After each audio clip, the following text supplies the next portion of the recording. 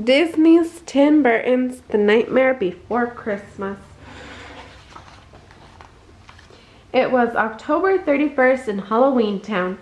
Ghosts, ghouls, and other creatures paraded around the square, celebrating another terrifying year. Everyone cheered for Jack Skellington, the Pumpkin King, and the leader of their town. "I believe it was our most horrible yet," he said. "Thank you, everyone."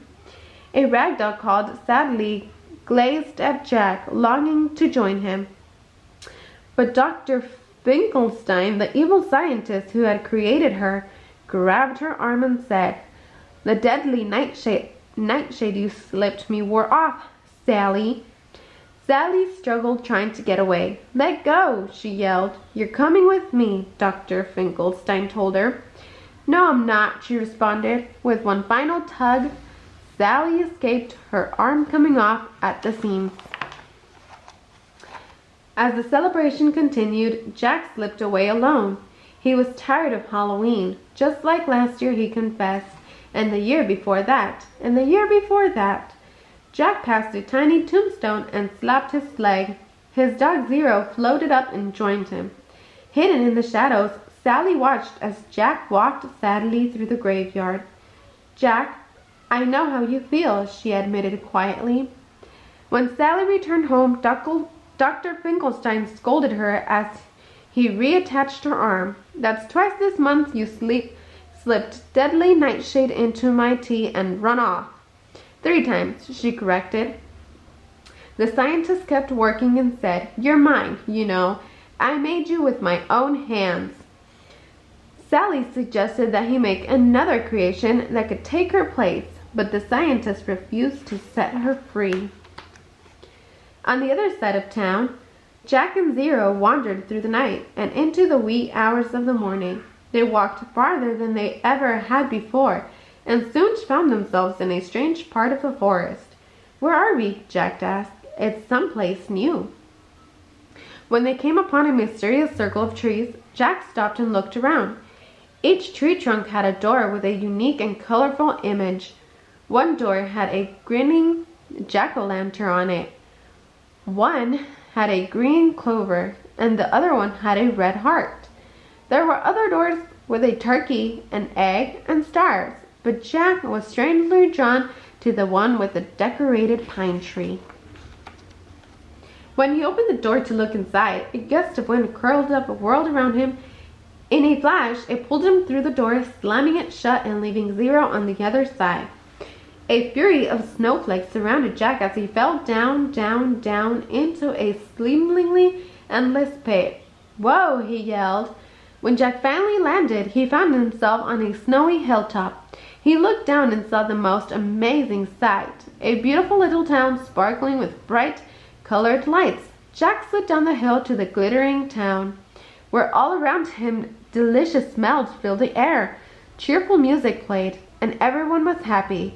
There wasn't a single frightening thing in sight, and Jack thought it was wonderful. When he bumped into the town's welcome sign, he discovered its name. Christmas Town. He said. Back in Halloween Town, everyone searched for Jack. Panicked, the mayor sounded the alarms. Inside Dr. Finkelstein's mansion, Sally secretly added nightshade to a cauldron as she prepared the scientist's lunch. "Sally, is the soup ready yet?" he asked. "Coming," she called. She added a few more ingredients to hide the poison and then served it to Dr. Finkelstein. He was suspicious, but Sally tricked him by pretending to taste the soup herself. See? Scrumptious," she lied. Satisfied, the soup was safe, he ate it all up. The creatures of Halloween Town had just about given up on finding their leader when they heard Zero barking in the distance. Jack was back, and he was excited to share what he had seen. "Call a town meeting and tell everyone about it," he said. Everyone gathered around Jack and listened as he tried to explain Christmas Town. But the townspeople just didn't seem to understand.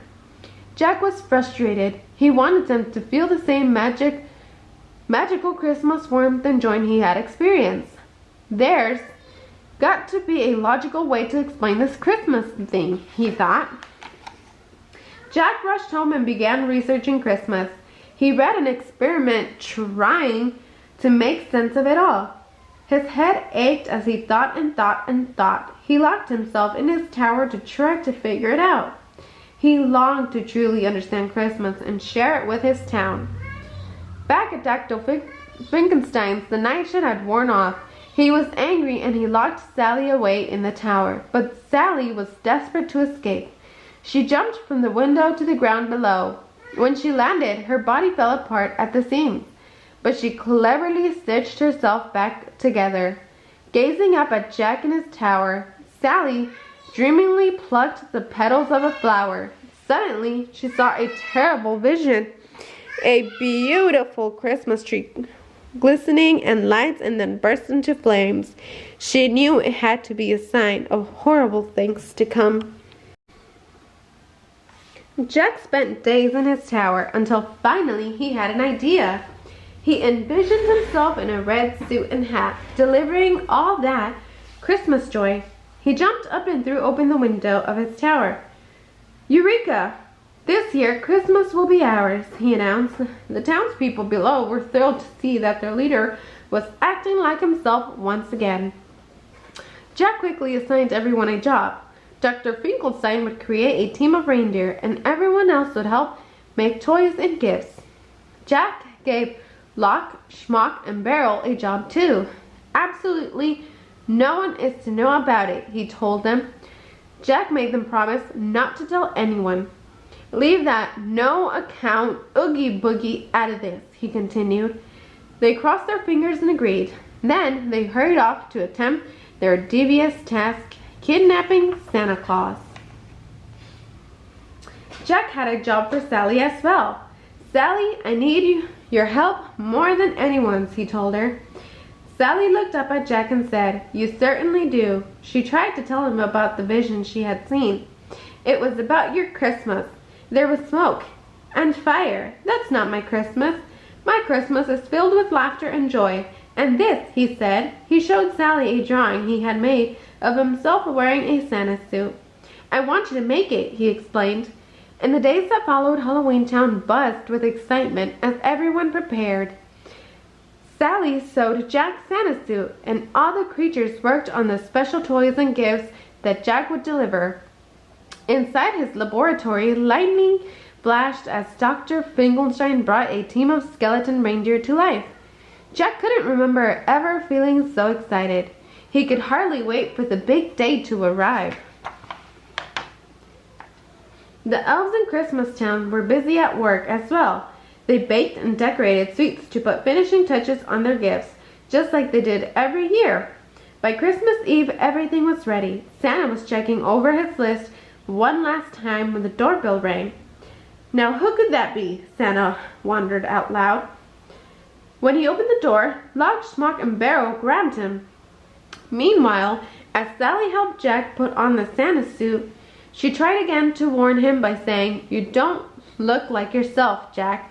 Not at all. Jack simply smiled. Isn't it wonderful? But you're the Pumpkin King, she said. Not anymore, he told her. Just then, Lock, Shock, and Barrel arrived carrying a heavy sack. Let me out, Santa shouted. You don't need to have another worry about Christmas this year, Jack assured Santa. But there must be some mistake, Santa replied. Jack told Lock, Shock, and Barrel to make Santa comfortable, so they took him away. But then they sent him down into Oogie Boogie's creepy dungeon. Santa begged to be released, but Oogie Boogie simply cracked with delight. He danced around Santa and strapped him to a large spinning table. Then he hoisted Santa up on a hook and prepared to play his sinister game. Still worried for Jack, Sally mixed up a special fog potion in hopes of stopping him. As Jack prepared the sleigh, fog filled the air. We can't take off in this, he said. Sally sighed with relief. Her plan had worked. But then Zero floated up and Jack noticed his nose. My, what a brilliant nose you have. The better to light my way, Jack said. To the head of the team, Zero. Sally watched sadly as they flew off into the sky. Jack happily went from house to house delivering his special gifts to the good little girls and boys. "Merry Christmas," he cheered. But when the children awoke, the strange Santa and his toys terrified them. Concerned parents called the police, and soon a worldwide search for Santa's imposter began. Big bright lights began to scan the nightly sky. Then Jack heard a popping sound. Believing it was a good sign, Jack smiled and said, "They're celebrating. They're thanking us for doing such a good job." Back in Halloween Town, everyone heard the news. Someone has to help Jack, Sally decided. She thought for a moment and then realized that the real Santa would know what to do. She rushed out into the night and found Santa in Oogie Boogie's dungeon, but Oogie Boogie soon discovered Sally, and he was furious. Searchlights and missiles continued to light up the sky. "Careful down there, you almost hit us," Jack said to the people below. But only when one of the missiles grazed the sleigh did the truth dawn on Jack. "They're trying to hit us," he exclaimed. Just then a missile blasted through the air and smashed right into the sleigh. "Merry Christmas to all, and to all a good night," Jack said as he fell from the sky. The sleigh plunged to the ground. When Jack opened his eyes, he looked around. He thought about what had happened, and before long he began to feel like himself again. Jack Skellington, the Pumpkin King. He knew he had to set things right. "Come on, Zero. Christmas isn't over yet," Jack said, hurrying back to Halloween Town to find Santa. As he passed over Oogie Boogie's dungeon entrance, Jack heard Sally scream for help. He peered inside to see Sally and Santa strapped to a levered table. Just as Oogie Boogie was about to dump Santa and Sally into his giant stew pot, Jack appeared and said, "Hello, Oogie." Oogie Boogie turned and lunged at Jack, but Jack was able to pull a loose thread in Oogie Boogie's burlap sack.